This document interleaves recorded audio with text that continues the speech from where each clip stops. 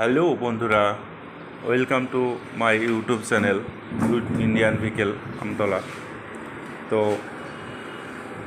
এখানে সমস্ত রকম গাড়ি পাওয়া যাবে, পুরাতন বাইক।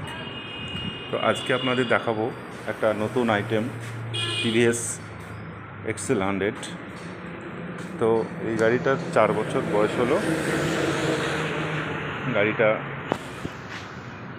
খুব ভালো করে ছবিটা তুলবো। গাড়িটা কন্ডিশন ভালো, দেখতেই পাচ্ছেন। এখানে 8 থেকে 80 সব রকম প্রাইসের গাড়ি পাওয়া যায়, সব রকম মানুষের জন্য লো প্রাইস।